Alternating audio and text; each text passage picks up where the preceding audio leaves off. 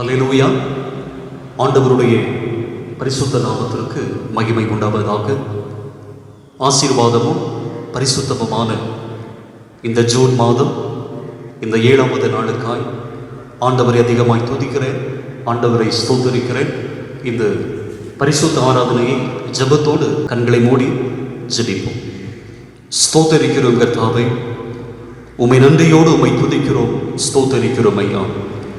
எங்களை அளவுக்கு அதிகமாய் நேசிக்கிற அன்பு நிறைந்த நல்ல பிதாவே, ஆசீர்வாதமும் பரிசுத்தமுமான இந்த ஓய்வு நாளமான காலை நேரத்திற்காக உமக்கு நன்றி செலுத்துகிறோம். இந்த காலை வேளையிலும் ஆண்டவருடைய ஜீவனுள்ள தேவனை ஆராதிக்கவும், ஆண்டவர் கொடுத்த கிருபைகளுக்காய் உள்ளத்தின் ஆழத்தில் இருந்து ஆண்டவருக்கு நன்றி செலுத்துகிறோம். இவ்வாராதனை முழுவதையும் ஆண்டவர் பொறுப்பேற்றுக் கொள்ளும். நாங்கள் பாடுகிற பாடல்கள், சிந்திக்கிற தியானிக்கிற ஆண்டவருடைய ஜீவனுள்ள வார்த்தைகள் எல்லாம் ஆசீர்வாதமாய் தர வேண்டும் என்று தமது சமூகத்தை நோக்கி வேண்டி நிற்கிறோம். இந்த இளையதள வரிசையின் மூலமாய் இவ்வாராதனைகளை கவனித்துக் கொண்டிருக்கிற ஒவ்வொரு தெய்வ மக்களையும் ஆண்டவர் ஆசீர்வதியும். உமது நாமத்திற்கு மகிமை வரட்டும். மகிமையும் எங்கள் ஆண்டவருக்கு செலுத்துகிறோம். இயேசு கிறிஸ்துவின் வல்லமை உள்ள நாமத்தில் ஜெபிக்கிறோம் அன்பு நிறைந்த நல்ல பிதாவே, ஆமென், ஆமென். நம்ம ஒரு பாடலை பாட போகிறோம். என் நம்பிக்கையே உமக்கு ஸ்தோத்திரம், என் புகலிடமே உமக்கு ஸ்தோத்திரம், உம்மைத்தான் நம்பி இருக்கிறேன், அற்புதங்கள் எனக்கு செய்யுங்கப்பா. சேர்ந்து பாடி ஆண்டவருடைய நாமத்தை மகிமைப்படுத்துவோம். என் நம்பிக்கையே உமக்கு ஸ்தோத்திரம், என் புகலிடமே உமக்கு ஸ்தோத்திரம், என் நம்பிக்கையே உமக்கு ஸ்தோத்திரம், என் புகலிடமே உமக்கு ஸ்தோத்திரம், உம்மைத்தான் நான் நம்பியிருக்கே, அற்புதங்கள் எனக்கு செய்யுங்கப்பா, உம்மைத்தான் நான் நம்பியிருக்கே, அற்புதங்கள் எனக்கு செய்யுங்கப்பா, என் நம்பிக்கையே உமக்கு ஸ்தோத்திரம், என் புகலிடமே உமக்கு ஸ்தோத்திரம், 100க்கு 100 உம்மையே நான் நம்புவேன், அற்புதம் செய்திடுங்க, அதிசயம் நடத்திடுங்க, 100க்கு 100 உம்மையே நான் நம்புவேன், அற்புதம் செய்திடுங்க, அதிசயம் நடத்திடுங்க, மனிதர்கள் முன்பாமல் உதவி செய்திடுங்க, உயர்த்தி வச்சிடுங்க, மனிதர்கள் முன்பாக தலைகுனிந்து போகாமல் உதவி செய்திடுங்க, உயர்த்தி வச்சிடுங்க, உம்மைத்தான் நான் நம்பி இருக்கேன், அற்புதங்கள் எனக்கு செய்யுங்கப்பா, உம்மைத்தான் நான் நம்பி இருக்கேன், எனக்கு செய்யுங்கப்பா, என் நம்பிக்கையே உமக்கு ஸ்தோத்திரம், என் புகலிடமே உமக்கு ஸ்தோத்திரம், ஆராய்ந்து முடியாத அற்புதங்கள் செய்பவரே, அற்புதம் செய்திடுங்க, அதிசயம் நடத்திடுங்க, ஆராய்ந்து முடியாத அற்புதங்கள் செய்பவரே, அற்புதம் செய்திடுங்க, அதிசயம் நடத்திடுங்க, இரட்டிப்பான நன்மைகளை தருவேன் என்று சொன்னீரே, இன்றைக்கே தந்திடுங்க, இப்பவே தந்திடுங்க, இரட்டிப்பான நன்மைகளை தருவேன் என்று சொன்னீரே, இன்றைக்கே தந்திடுங்க, இப்பவே தந்திடுங்க, உம்மைத்தான் நான் நம்பியிருக்கே.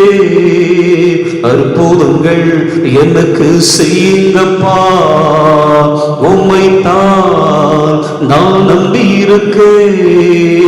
அற்புதங்கள் எனக்கு செய்யுங்கப்பா, என் நம்பிக்கையே உமக்கு ஸ்தோத்திரம், என் புகலிடமே உமக்கு ஸ்தோத்திரம்.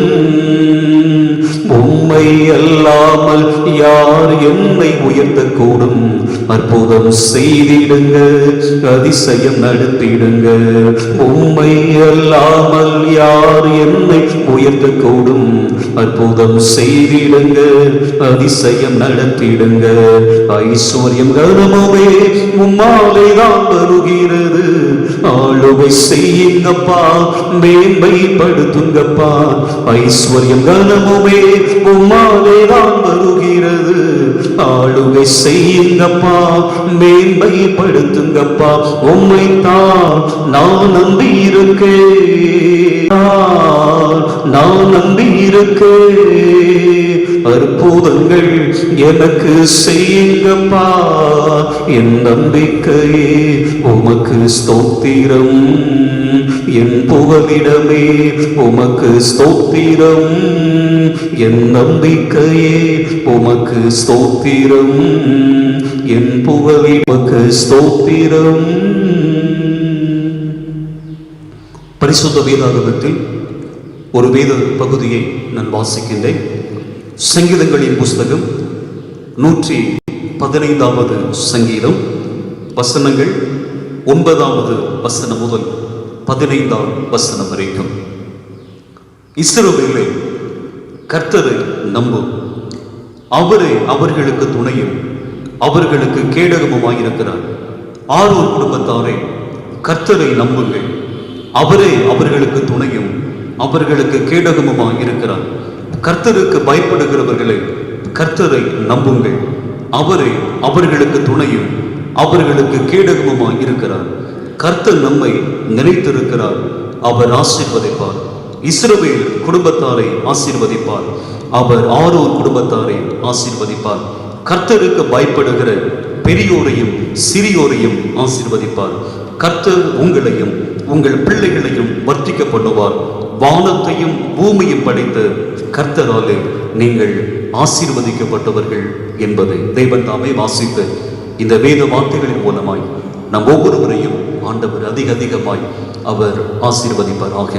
கிறிஸ்துவுக்குள் அன்பான தெய்வனுடைய பிள்ளைகளை, இந்த அருமையான 20ஆம் ஆண்டின் இந்த ஜூன் மாதம் இந்த 7வது நாளுக்காக, இந்த மாதத்தினுடைய முதலாவது பரிசுத்த ஓய்வு நாளுக்காய் ஆண்டவரை அதிகமாய் துதிக்கிறேன், ஸ்தோத்திரிக்கிறேன். இந்த நாளிலும் இவ் ஆராதனின் மூலமாய் ஆண்டவருடைய நாமத்தை மகிமைப்படுத்துவதற்கு பரிசுத்த ஆவியானவர் கொடுத்த கிருபைகளுக்காய் ஆண்டவருக்கு நன்றி செலுத்துகிறேன். இவ் ஆராதனைகளை கவனித்துக் கொண்டிருக்கிற உங்கள் ஒவ்வொருவரையும் நான் ஆண்டவருடைய நாமத்தினாலே வாழ்த்துகிறேன். நிச்சயமாகவே இவ் ஆராதனின் மூலமாய் தெய்வனுடைய ஆசீர்வாதமும் அதிக நிலைத்திருக்க வேண்டும் என்று நான் உங்களை மனதார ஆசீர்வதிக்கிறேன். தெய்வ கிருபை அப்படியே நடத்துவதாக. கிறிஸ்துவுக்குள் அன்பான தெய்வனுடைய பிள்ளைகளை, நாம் சற்று நேரம் ஆண்டவருடைய வார்த்தைகளை தியானிக்க போகிறோம். இன்றைக்கு நம்முடைய செய்தியினுடைய தலைப்பு தேவனுடைய ஆசீர்வாதம். தேவனுடைய ஆசீர்வாதம் என்கிற தலைப்பின் கீழ் ஆண்டவருடைய வார்த்தையை சற்று உங்களோடு கூட பகிர்ந்து கொள்ள விரும்புகிறேன். பிரியமானவர்களே, ஆசீர்வாதம் என்றால் என்ன? பொதுவாக இந்த உலகத்தில் வாழ்ந்து கொண்டிருக்கிற எந்த ஒரு மனிதனாக இருந்தாலும் சரி, ஆசீர்வாதத்தை விரும்பாத மனிதன் யாரும் இல்லை. எந்த மதத்தை சார்ந்தவராக இருந்தாலும் சரி, எந்த தெய்வங்களை அவர்கள் வழிபட்டு வந்தாலும் சரி, ஆசீர்வாதம் என்பது எல்லா மனிதனும் எதிர்பார்க்கின்ற ஒன்று. பொதுவாக ஆசீர்வாதம் என்று நாம் எதிர்பார்க்கிறோம். உங்களிடத்தில் ஒரு கேள்வியை கேட்கிறேன். ஆசீர்வாதம் என்றால் என்ன? ஆசீர்வாதம் என்று சொல்லும் போது பிரியமானவர்களே, கர்த்தருடைய வார்த்தை சொல்லுகிறது, நீதிமொழிகள் 10வது அதிகாரம் 22வது வசனத்தை வாசிக்கும் போது, கர்த்தரின் ஆசீர்வாதமே ஐஸ்வர்யத்தை தரும், அவர் அதனோடு வேதனையை கூட்டார். அப்படியானால் ஆசீர்வாதம் என்று சொல்லும்போது அதனுடைய உண்மையான அர்த்தம் என்னவென்றால், எவைகள் எல்லாம் நமக்கு வேதனைகள் இல்லாமல் கிடைக்கிறதோ அவைகள் எல்லாம் நமக்கு ஆசீர்வாதம். வேதனைகள் இல்லாமல், தீமைகள் இல்லாமல் நமக்கு எந்தெந்த நன்மைகள் எல்லாம் வருகிறதோ அவைகள் எல்லாமே ஆசீர்வாதம். அதைத்தான் வேதம் சொல்லுகிறது. ஆண்டவரிடத்திலிருந்து ஆசீர்வாதம் வருகிறது. அந்த ஆசீர்வாதத்தோடு அவர் வேதனையை அவர் கூட்டுவதில்லை. அப்படியானால் வேதனைகள் இல்லாமல் நமக்கு கிடைக்கிற எல்லா நன்மைகளும் ஆசீர்வாதம். அன்பிற்குரியவர்களே, இந்த ஆசீர்வாதம் என்று சொல்லும்போது பொதுவாக இந்த உலகத்தில் பலவிதமான நிலைகளில் அது வெளிப்படுகிறது. தேவனுடைய ஆசீர்வாதம் தன்னுடைய ஜனங்களுக்கு வருகிறது. பெற்றோருடைய ஆசீர்வாதம் பிள்ளைகளுக்கு வருகிறது. ஊழியக்காரர்கள் மூலமாய் வருகிற ஆசீர்வாதம் விசுவாசிகளுக்கு வருகிறது. இவ்விதமாய் ஆசீர்வாதத்தினுடைய நிலைகள் பல விதத்தில் வெளிப்பட்டிருந்தாலும், எல்லா ஆசீர்வாதங்களை விடவும் மிக முக்கியமான ஒரு சிறப்பான ஒரு ஆசீர்வாதம் உண்டு என்று சொன்னால் அது தேவனுடைய ஆசீர்வாதம். எனவே தேவனுடைய ஆசீர்வாதம் என்கிற அந்த தலைப்பின் கீழ் ஆண்டவருடைய வார்த்தைகளை நாம் கற்றுக்கொள்ளப் போகிறோம்.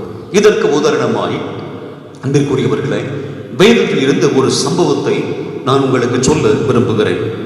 ஆதியாகமத்தின் புஸ்தகம் 26வது அதிகாரம் 12வது வசனத்தை வாசிக்கும் போது அங்கே வேதம் சொல்லுகிறது, ஈசாக்கு அந்த தேசத்தில் விதை விதைத்தான். கர்த்தர் அவனை ஆசீர்வதித்ததினால் அந்த வருஷத்தில் 100 மடங்கு பலனை அடைந்தான். ஈசாக்கு அந்த தேசத்தில் விதை விதைத்தான். கர்த்தர் அவனை ஆசீர்வதித்ததினால் 100 மடங்கு பலனை அடைந்தான். அன்பிற்குரியவர்களை, இவ்வுலகத்தில் எவ்வளவுதான் ஆசீர்வாதங்கள் பல நிலைமைகளில் ஒவ்வொரு மனிதனுக்குள்ள கடந்து வந்தாலும், ஆண்டவர் கொடுக்கிற ஆசீர்வாதம் தான் அது நிரந்தரமானது, அது நிலையானது. எல்லாவற்றிற்கும் மேலாய் அந்த ஆசீர்வாதம் தான் அது முழுமையாய் நிறைவாய் ஒரு மனிதனுக்குள் கடந்து வருகிறது. அதற்கு சிறந்த ஒரு உதாரணம் நாம் வாசித்த இந்த வேத பகுதியில் ஆண்டவர் ஈசாக்கை 100 மடங்கு ஆசீர்வதித்தார். 100 என்று சொல்லும்போது ஒரு முழுமை, ஒரு நிறைவு, ஒரு நிறைவுபடுத்தப்பட்ட, ஒரு முழுமையாக்கப்பட்ட ஆசீர்வாதத்தை ஆண்டவராகிய தேவன் ஈசாக்குக்கு கொடுத்து ஆண்டவர் ஈசாக்கை கனப்படுத்துகிறதை நாம் வேதத்திலே பார்க்கிறோம். அன்பிற்குரியவர்களே, ஈசாக்கினுடைய வாழ்க்கையில் 100 மடங்கு அதிகமான முழுமைப்படுத்தப்பட்ட தேவன் இவ்வாராதனைகளை கவனித்துக் கொண்டிருக்கிற நம்மிலும் அப்படிப்பட்ட ஆசீர்வாதத்தை அவர் தருவார் என்று சொல்லி ஆண்டவருடைய நாமத்தினாலே நான் உங்களை ஆசீர்வதிக்கிறேன். அன்பிற்குரியவர்களே, பொதுவாக ஆசீர்வாதத்தை நாம் விரும்புகிறோம். உங்களுக்கு சொன்னேன், ஆசீர்வாதத்தை விரும்பாத மனிதர்கள் யாரும் இல்லை. நான் ஆசீர்வதிக்கப்பட வேண்டும், என்னுடைய குடும்பங்கள் ஆசீர்வதிக்கப்பட வேண்டும், என்னுடைய பிள்ளைகள் ஆசீர்வதிக்கப்பட வேண்டும், என்னுடைய கையினுடைய பிரயாசங்கள் எல்லாம் ஆசீர்வதிக்கப்பட வேண்டும் என்று சொல்லி எல்லாரும் எதிர்பார்த்து கொண்டிருக்கிறோம். எல்லாரும் எதிர்பார்க்கிறோம். ஆனால் இந்த ஆசீர்வாதம் எப்படி நம்முடைய வாழ்க்கையில் கடந்து வரும்? தேவனுடைய ஆசீர்வாதங்கள் நம்முடைய வாழ்க்கையில் பார்க்கிறோம். தேவனுடைய ஆசீர்வாதங்கள் நாம் எதிர்பார்க்கிறபடினால்தான் இன்றைக்கு பலர் புண்ணிய ஸ்தலங்களுக்கெல்லாம் தேடி போகிறார்கள். பலவிதமான தான தர்மங்களை எல்லாம் அவர்கள் செய்கிறார்கள். காரணம், எவ்வளவுதான் உலக பிரகாரமாய் பல ஆசீர்வாதங்கள் வந்தாலும் தேவனிடத்திலிருந்து வருகிற ஆசீர்வாதங்கள் அது நிரந்தரமானது, நிலையானதா இருக்கிறபடினால்தான் இன்னைக்கு ஆண்டவருக்கு பயந்த ஒரு வாழ்க்கை இவ்வுலகத்தில் வாழ்ந்து கொண்டிருக்கிறோம். அன்பிற்குரியவர்களே, அப்போ ஈசாக்கினுடைய வாழ்க்கையில் தேவனுடைய ஆசீர்வாதம் அது நிறைவாய் கடந்து வந்தது. இவ்வாராதனைகளை கவனிக்கிற நம்முடைய வாழ்க்கையிலும் தேவனுடைய ஆசீர்வாதம் நிறைவாய் வர வேண்டும். அதற்கு நாம் செய்ய வேண்டிய வழிமுறைகள் என்ன?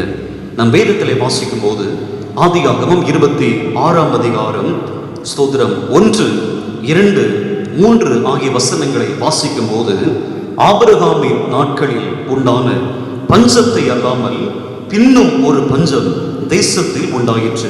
அப்பொழுது ஈசாக்கு பெலிஸ்தியருக்கு ராஜாவாகிய அபிமெலேக்கின் இடத்தில் கேராருக்கு போனான்.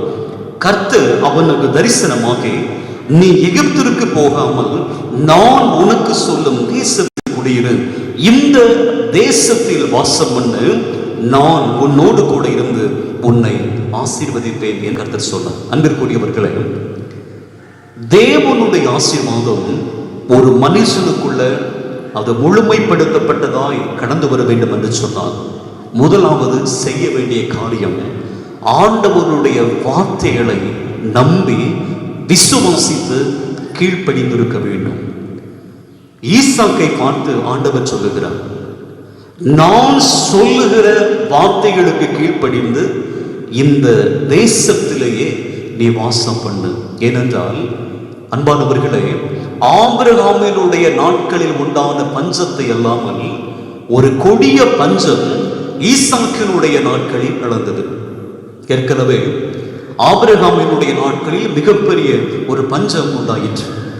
அந்த பஞ்சம் உண்டானபடியினால இவ்வளவு நாட்களும் ஆண்டவருடைய வார்த்தையின்படியாய் தன்னுடைய சொந்த தேசம், தன் சொந்த இனம், தன்னுடைய சொந்த குடும்பங்கள் எல்லாவற்றையும் விட்டுவிட்டு ஆண்டவருடைய வார்த்தையை நம்பி வந்த ஆபிரகாம் எப்பொழுது தான் வந்த தேசத்தில் பஞ்சம் வந்ததோ அப்பொழுதே என்ன பண்ணிட்டார்னா, ஆண்டவருடைய வார்த்தையை கேட்காம எகிப்தினுடைய தேசத்துல போயிட்டார் ஆபிரகாம்.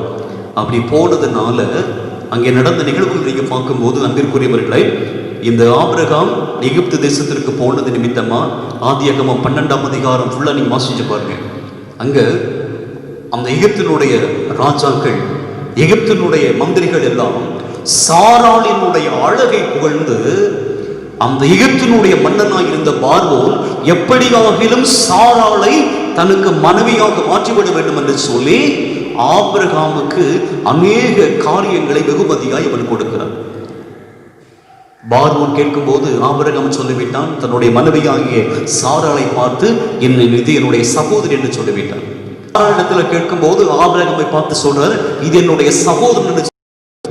இரண்டு பேரும் உயிருக்கு பயந்து கணவன் மனைவி என்கிற நிலையா இருந்தாலும் அவர்கள் சகோதரன் சகோதரி என்று சொல்லிதான் எகிப்திற்குள் அவர்கள் பிரவேசித்தார்கள். நடந்த நிகழ்வு என்ன? பார்வோன் இந்த சாராளை எப்படி ஆகிலும் தனக்கு மனைவியாக ஆக்கிக் கொள்ள வேண்டும் என்று ஆசைப்பட்டு ஆபிரகாமுக்கு அநேக வெகுமதிகளை கொடுக்கிறார். அநேக வெகுமதிகளை கொடுக்கும் போது வேலைக்காரர்களையும் வேலைக்காரிகளையும் அவர் கொடுத்தார். அப்படித்த வேலைக்காரியில் உறுதிதான் ஆகார். இதனால் பயங்கரமான பிரச்சனைகள், பாடுகள், வேதனைகள் எல்லாம் ஆபிரகாமினுடைய வாழ்க்கையில் வந்துச்சு. எனவேதான் அந்த ஆதியாகமம் ஸ்தோத்திரம் 12ஆம் அதிகாரத்தை வாசித்து பார்க்கும்போது அதுவரைக்கும் ஆண்டவரிடத்தில் கேட்டு கேட்டு ஆலோசனை பண்ணி கடவுள் கொடுக்கிற வார்த்தையின்படி நடந்த ஆபிரகாம் இப்பொழுது ஆண்டவரை மறந்துவிட்டான். ஆண்டவரை ஆராதிக்க மறந்துவிட்டான்.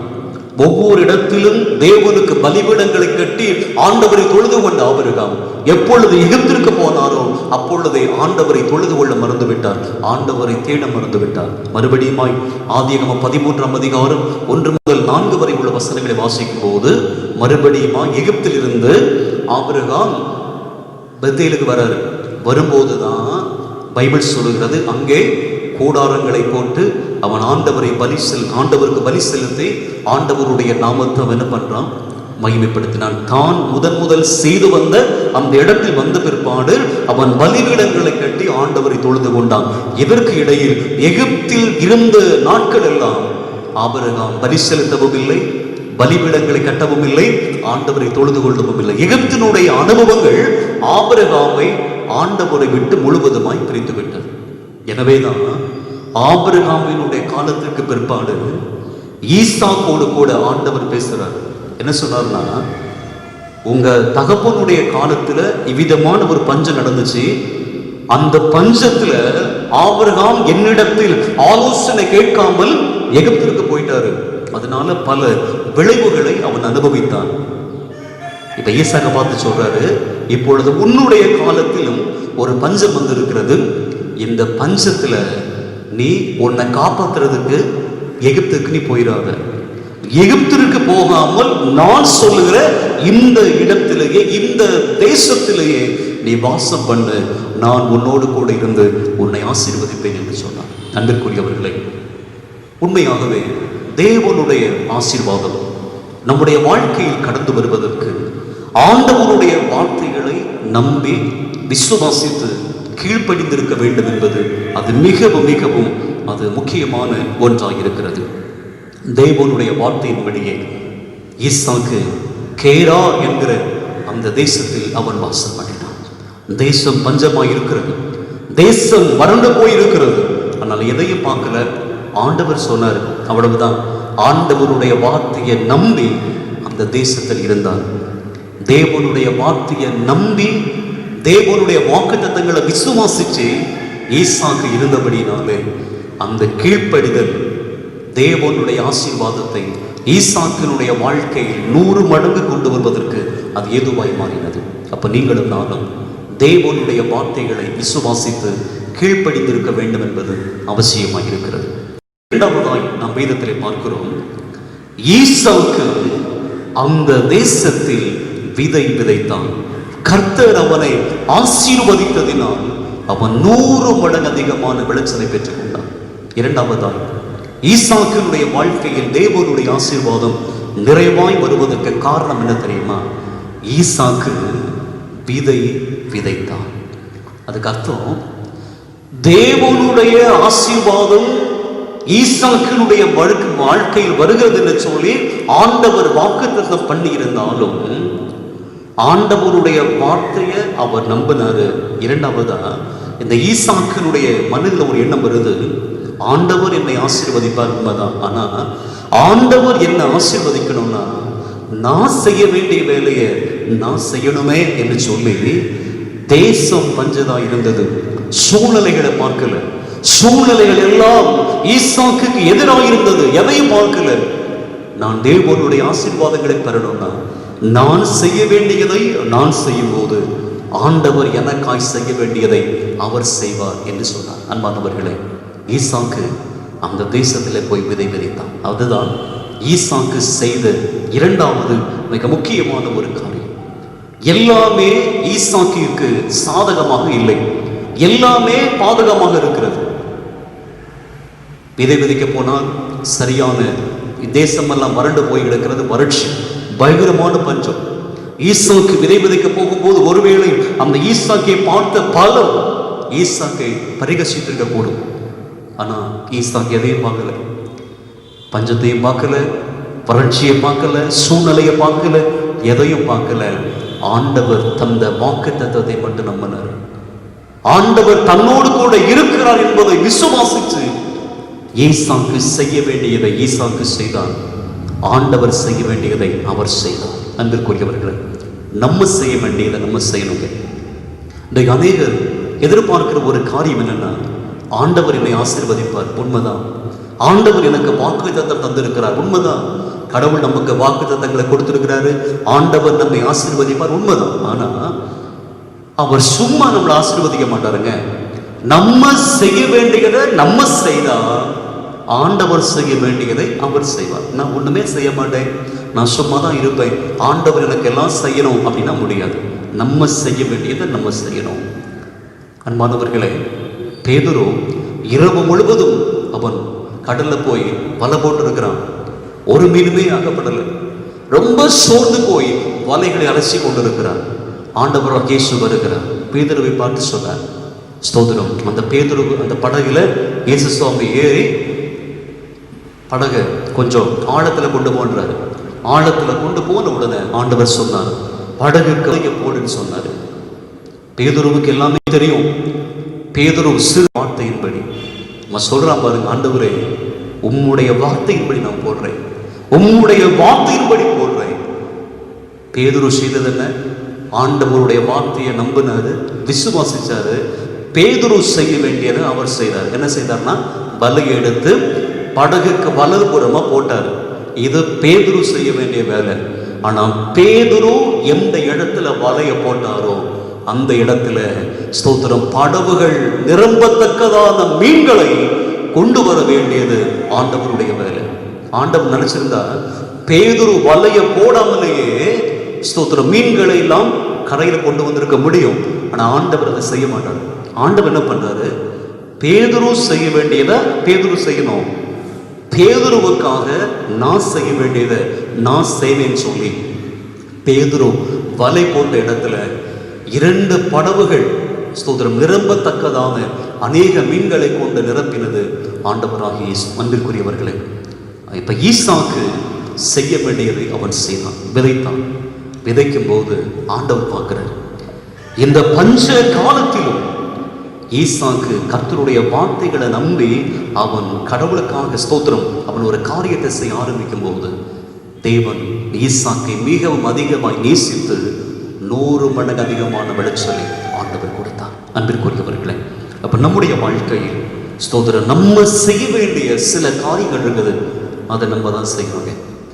நம்ம என்ன காரியங்கள் செய்ய வேண்டுமோ அதை நம்ம செய்யும் போது ஆண்டவர் நமக்காக அந்த ஆசீர்வாதத்தினுடைய பிரதிபலனாய் அவர் நமக்கு தருகிற ஆசீர்வாதங்கள் எல்லாம் அது முழுமையாய், அது முழுமைப்படுத்தப்பட்டதாய், அது 100 மடங்கு அதிகமாய், அது மிகப்பெரிய எல்லாரும் விரும்ப தகுந்த விதத்தில் அது கண்டிப்பாக இருக்கும். அன்பானவர்களே, அப்ப ஈசாக்கினுடைய வாழ்க்கையில் ஆண்டவருடைய ஆசீர்வாதம் நிறைவாயிருந்தது. முதலாவது சொன்னேன், ஆண்டவருடைய வார்த்தையை விசுவாசித்து நம்பி கீழ்ப்படிந்திருந்தார். இரண்டாவது, ஈசாக்கு செய்ய வேண்டியதை அவர் செய்தார். அவருடைய வாழ்க்கையில 100 மடங்கு அதிகமான ஆசீர்வாதம். இன்றைக்கு அப்படிப்பட்ட ஆசீர்வாதத்தை கர்த்தர் நமக்கு தருவார். இந்த ஆசீர்வாதத்தை நம்முடைய வாழ்க்கையில் ஆண்டவர் தந்திருக்கிறார் என்று எப்படி நமக்கு அறிந்து கொள்ள முடியும்? தேவனுடைய ஆசீர்வாதம் நமக்குள் நிறைவாய் வந்து கொண்டிருக்கிறது, வெளிப்படுத்தப்பட்டிருக்கிறது என்பதை எப்படி அறிந்து கொள்ள முடியும் தெரியுமா? அன்பானவர்களை, வேதம் சொல்லுகிறது, ஈசாக்கை ஆண்டவர் ஆசீர்வதித்த பிற்பாடு ஸ்தோத்திரம் 13-14 பாருங்க, அவன் ஐஸ்வர்யவனாகி வர வர விருத்தி அடைந்து மகா பெரியவனானான். அவன் காட்டு மந்தையும் மாட்டு மந்தையும் அநேக பணிவிடைக்காரர் இருந்தபடியினாலே பெரிசியர் அவன் மேல் பொறாமை கொண்டார்கள். தேவனுடைய ஆசீர்வாதம் நமக்குள் இருக்கிறது என்பதை எப்படி நம்ம பார்க்க முடியும் தெரியுமா? மற்றவங்க நம்ம மேல பொறாமப்படுவாங்க. எப்பொழுது மற்றவர்கள் நம்ம மேல பொறாமப்படுறாங்களோ அப்பவுமே நினைச்சுக்காங்க, ஆண்டவர் நம்மை ஆசீர்வதித்து கொண்டிருக்கிறார் என்பதை உணர்ந்து கொள்ளுங்கள். ஏன் மற்றவங்க நம்ம மேல பொறாமப்படுறாங்கன்னா, அவர்களிடத்தில் இல்லாது இருக்கிறது நம்மிடத்தில் இருக்கிறது. அவர்களிடத்தில் இல்லாததை ஆண்டவர் நமக்கு தந்தபடியினாலே அவர்கள் நம்மை கண்டு பொறாமைப்படுகிறார்கள். ஆண்டவருடைய பிள்ளைகள் மற்றவர்கள் மேல பொறாமப்படக்கூடாது. ஆனால் ஆண்டவர் பிள்ளைகளாக இருக்கிற நம்மை பார்த்து மற்றவங்க பொறாமப்பட்டாங்கன்னா நிச்சயமாகவே ஆண்டவர் அவர்களை பார்க்கிலும் நமக்கு அநேக நன்மைகளை தந்திருக்கிறார் என்பதை உணர்ந்து கொள்ளுங்கள். ஈசாக்கை ஆண்டவர் ஆசீர்வதித்து அவன் வர வர விருத்தி அடைந்து மகா பெரியவனாய் ஐஸ்வர்யவனாய் அவன் மாறும்போது பெலிஸ்தியர்கள் அவனை பார்த்து பொறாமைப்பட்டார்கள். அது மட்டும் இல்லை, இந்த பொறாமையை பார்த்து மட்டும் இல்லை, ஈசாக்கு எங்கெங்கெல்லாம் போய் ஊற்று தோண்டுகிறாரோ அந்தந்த இடத்தில் எல்லாம் ஆண்டவர் சுரக்கிற நீரூற்றை கர்த்தர் உருவாக்கி வைத்திருந்தார். ஈசாக்கு போய் எல்லா இடத்திலும் ஒரு வந்து ஊற்று தோன்றுறார். அந்த ஊற்று தோண்ட தோண்ட தோண்டின இடத்திலெல்லாம் ஆண்டவர் நீரூற்றை வந்து கொடுக்கிறார். அந்த ஆசீர்வாதத்தை வந்து தடுக்கவே முடியல. தேசம் எல்லாம் வறண்டு இருக்கிறது, தேசமெல்லாம் வறண்டு இருக்கிறது. ஆனால் ஈசாக்கு எப்படி ஆகிலும் ஊற்றுகள் தோண்ட வேண்டும் என்று சொல்லி எந்தெந்த இடத்திலெல்லாம் ஊற்றுகளை தோண்டினாரோ அந்த தோண்டப்பட்ட எல்லா இடத்திலும் நீரூற்றுகளை எல்லாம் கர்த்தர் உருவாக்க வச்சார். அந்த ஆசீர்வாதம் தடுக்க முடியல. மற்றவங்க எல்லாம் பார்த்து பொறாமப்பட்டு என்ன பண்ணாங்கன்னா, அந்த ஊற்று தோண்டுகிற அந்த ஈசாக்கினுடைய துரோவுகளை எல்லாம் மண்ணை போட்டு மூடினாங்க. அது மட்டும் இல்லை, பல இடத்துல போய் என்ன பண்றாங்கன்னா வாக்குவாதம் பண்றாங்க. ஏசைக்கு சித்துனா போன்ற பல துறவுகளில் போய் மற்றவர்கள் வாக்குவாதம் பண்ணினாங்க. இது எங்களுடைய ஊற்று, எங்களுடைய ஊற்றுன்னு சொல்லி வாக்குவாதம் பண்ணினாங்க. ஆனா ஈசாக்கு எதை குறித்து பயப்படல, எதை குறித்து பயப்படல? ஈசாக்கினுடைய வாழ்க்கையில் ஆண்டவராகிய தேவன் என்னோடு கூட இருக்கிறார், என்னை 100 மடங்கு அதிகமாய் நிறைவாய் ஆசீர்வதிக்கிற தேவன் என்னோடு கூட இருக்கிறார் என்பதை விசுவாசித்து அவன் நண்பன் எவ்வளவுதான் பிறர் தடை பண்ணினாலும் அந்த தடைகள் ஒன்றையும் பெரிதுபடுத்தாதபடி எல்லாவற்றிற்கு மேலாக ஒரு இடத்துல போய் ஒரு ஊற்றை தோன்றுறாரு. அந்த ரெகபோத் என்கிற ஒரு ஊற்று, அந்த ஊற்று தோண்டின பிற்பாடு இப்ப ஈசாக்கு சொல்றாரு, தேசத்தில் வலுகும்படிக்கு, தேசத்தில் நாம் வலுகும்படிக்கு இப்பொழுது கர்த்தர் நமக்கு இடம் உண்டாக்கினார் என்று சொல்லி ரெகபோத் என்கிற ஒரு பெயர் அங்கு வைக்கப்பட்டிருக்கிறது. ஒருவேளை உலக பிரகாரமாக சோதரம் இயேசுக்கு போன்ற பல தடைகள் வரலாம், சித்னா போன்ற பல வாக்குவாதங்கள் வரலாம். இதை குறித்து கவலைப்படாதீங்க. நம்ம செய்ய வேண்டியதை நம்ம செய்து கொண்டே இருக்கணும். அப்படி செய்து கொண்டிருக்கும் போது ஆண்டவர் உங்களுக்காக எனக்காக ரெகபோத் என்கிற ஒரு ஆசீர்வாதத்தினுடைய ஒரு விசாலமான இடத்தை கர்த்தர் வைத்திருக்கிறார். அந்த ஆசீர்வாதம் நிறைவாய் நாம் பெற்றுக்கொள்ளுகிற வரையிலும் நாம் நடப்பிக்க வேண்டிய கிரிகளை நடப்பித்துக் கொண்டே இருக்க வேண்டும். ஸ்தோத்திரம். ரெகபோத் என்கிற பெயரை உண்டாக்கினார். அது மட்டும் இல்லை, நீங்க தொடர்ந்து நீங்க வேதத்தில் வாசிக்கும் போது இந்த ஈசாக்க எந்த விதத்திலேயாவது ஆசீர்வாதங்களை குலைத்து விட வேண்டும் என்று சொல்லி பெலிஸ்தேர்கள் பல விதமாய் செயல்பட்ட பிற்பாடும் ஈசாக்க ஒன்றும் பண்ணல. கடைசியில் இந்த வேதம் சொல்லுகிறது, அன்பிற்குரியவர்களை, அபிமெலேக்கு, அந்த அபிமெலேக்கினுடைய அந்த குழுவினரெல்லாம் சேர்ந்து ஈசாக்கிட்ட வந்து சொன்னாங்க பாருங்க, 28ஆம் வசனத்துல, அதற்கு அவர்கள் நிச்சயமாய் கர்த்தர் உம்மோடு கூட இருக்கிறார் என்பதை நாங்கள் கண்டுகொண்டோம் என்று மற்றவங்க, அதாவது யாரெல்லாம் ஈசாக்குக்கு எதிராக செயல்பட்டாங்களோ, ஈசாக்கினுடைய ஊற்றுகளை எல்லாம் மண்ணினால் நிரப்பினார்களோ, ஈசாக்கினுடைய ஊற்றுகளை ஸ்தோத்திரம் தங்களுடைய ஊற்றுகள் என்று சொல்லி யாரெல்லாம் வாக்குவாதம் பண்ணினார்களோ, இப்ப அவங்க எல்லாரும் ஈசாக்க தேடி வந்து சொன்னாங்க, கர்த்தர் உம்மோடு கூட இருக்கிறத நாங்க பார்த்தோம். எவ்வளவு பெரிய சாட்சி பாருங்க. கர்த்தர் உங்களோடு கூட இருக்கிறத நாங்க பார்த்தோம். அதனால இனிமே நாங்க உங்களோட வாக்குவாதம் பண்ண வரமாட்டோம். இனிமே நாங்க எந்த விதத்திலும் உங்க ஆசீர்வாதத்திற்கு தடையா நாங்க இருக்க மாட்டோம். எனவே எங்களோடு கூட நீங்க உடன்படிக்கை பண்ணி கொள்ளுங்கன்னு சொல்லி உடன்படிக்கை பண்ணி கொண்டாங்க. வேதம் சொல்லுகிறது, தேவன் நம்மோடு இருந்தார், நாம் செய்ய வேண்டியதை நாம் செய்தார், நாம் செய்ய வேண்டிய காரியத்தை வேதத்தின்படி ஆண்டவர் போதிக்கிறபடி சரியாய் செய்தார். நம்முடைய சத்துருக்களையும் ஆண்டவர் நம்மோடு கூட சமாதானமாகும்படியாய் கர்த்தர் கொண்டு வருவார். மிகப்பெரிய ஒரு ஆசீர்வாதம், மிகப்பெரிய ஒரு ஆசீர்வாதம். என்னை கவனித்துக் கொண்டிருக்கிற இவ்வாறாதனை கவனித்துக் கொண்டிருக்கிற என் அருமையான தெய்வ பிள்ளைகளை, இன்றைக்கு ஆசீர்வாதங்களுக்காக இன்றைக்கு பல இடங்களுக்கு நாம் ஓடிக்கொண்டிருக்கிறோம். பல நிலைமைகளில் எனக்கு ஆசீர்வாதம் வேண்டும் என்று சொல்லி எதிர்பார்த்து கொண்டிருக்கிறோம். இன்றைக்கு ஆண்டவர் நம்மை ஸ்தோத்திரம் ஆசீர்வதிக்க போகிறார். ஆண்டவர் நம்மை முழுமையாய் நிறைவாய், ஈசாக்கை முழுமையாய் ஆசீர்வதித்த கர்த்தர் நம்மையும் அவர் முழுமையாய் ஆசீர்வதிக்க போகிறார். அதற்கு நாம் செய்ய வேண்டிய காரியம், ஈசாக்கை போல ஆண்டவருடைய வார்த்தைகளை நம்பி, தேவனுடைய வார்த்தைகளை கீழ்ப்படிந்து, தேவனுடைய வார்த்தைகளை விசுவாசித்து நாம் செயல்படுவோம். இரண்டாவது, நம்ம செய்ய வேண்டியதை நம்ம செய்யணும். நமக்கு ஆசீர்வாதம் வேணும்னா ஆண்டவர் இப்படியெல்லாம் செய்யுங்கன்னு சொல்லி சொல்றார். இப்படியெல்லாம் நீ செய்தா உனக்கு ஆசீர்வாதம் அப்படின்னு கர்த்தர் சொல்றாரு. பார்த்தீங்களா? அதன்படி நம்ம செய்வோம். செய்யக்கூடியதை செய்வோம், செய்யக்கூடாததை செய்யாமல் இருப்போம். அப்படி நம்ம செய்ய வேண்டியதை நம்ம செய்யும் போது ஆண்டவர் நம்மை நிறைவாய் ஆசீர்வதிப்பார். எவ்வளவுதான் உலக பிரகாரமான தடைகள் வந்தாலும், நம்முடைய ஆசீர்வாதத்தை குலைப்பதற்காக உலக பிரகாரமாய் எவ்வளவு சவால்கள் வந்தாலும் சரி, அந்த சவால்கள் எல்லாவற்றையும் உடைத்தெறியும்படியாய் உலகத்தில் இருப்பவனிலும் உங்களிலும் என்னிலும் இருக்கிற தேவன் பெரியவர், அவர் சர்வ வல்லமை உள்ளவர். அவர் சொல்லியபடியே கர்த்தர் நம்மை ஆசீர்வதிப்பார். அதைத்தான் நாம் வாசித்தோம். கர்த்தர் நம்மை நினைத்திருக்கிறார், அவர் ஆசீர்வதிப்பார். கர்த்தர் நம்மை ஆசீர்வதிப்பார். கர்த்தர் உங்களையும் உங்கள் பிள்ளைகளையும் அவர் வர்த்திக்க பண்ணுவார். வானத்தையும் பூமியும் படைத்த கர்த்தராலே நீங்கள் ஆசீர்வதிக்கப்பட்டவர்கள். மிகப்பெரிய ஆசீர்வாதத்தை கர்த்தர் நமக்கு தர விரும்புகிறார். இஸ்ரவேல் குடும்பத்தாரை அவர் ஆசீர்வதிப்பார். ஆரோன் குடும்பத்தாரை கர்த்தர் ஆசீர்வதிப்பார். கர்த்தருக்கு பயப்படுகிற பெரியோரையும் சிறியோரையும் அவர் ஆசீர்வதிப்பார். அவ்விதமாகவே ஆண்டவரே, இவ்வாறான மூலமாய் எனக்கு அந்த ஆசீர்வாதத்தை நீ தாரும் ஆண்டவரே. அந்த ஆசீர்வாதத்தை பெற்றுக்கொள்ளுகிற ஒரு மனிதனால் என்னை மாற்றும் என்று சொல்லி ஒப்பு கொடுப்போமா? ஒப்பு கொடுத்து ஆண்டவருடைய வார்த்தைகளை நம்பி விசுவாசித்து நம்ம செய்ய வேண்டிய வேதத்திற்கு ஏற்ற வார்த்தைகளின்படி நம்ம இந்த உலகத்தில் வாழும்போது ஆண்டவர் நிச்சயமாய் நம்மை அவர் ஆசீர்வதிப்பார். அவரை நோக்கி பார்ப்போம். கர்த்தர் நமக்கு உதவி செய்வார். ஜெபிக்கலாமா? எல்லாம் ஜெபிப்போம். ஸ்தோத்திரிக்கிறோம் கர்த்தாவே, உம்மை நன்றியோடு உம்மை நாங்கள் துதிக்கிறோம், ஸ்தோத்திரிக்கிறோம். மகா உன்னதங்களில் வாசம் கொண்டுகிறோம் எங்கள் அன்பு நிறைந்த நல்ல பிதாவே, ஆசீர்வாதமும் பரிசுத்தமுமான ஆண்டவரே, இந்த ஜூன் மாதம் இந்த முதலாவது பரிசுத்த ஓய்வு நாளில் இந்த காலை நேரத்திற்காக உமக்கு நன்றி அப்பா. நாங்கள் வேதத்தில் நாங்கள் தேவனுடைய ஆசீர்வாதம் என்கிற தலைப்பில் ஆண்டவருடைய வார்த்தைகளை கேட்பதற்கு ஆண்டவர் கொடுத்த கிருபைகளுக்காக உம்மை ஸ்தோத்திரிக்கிறோம்.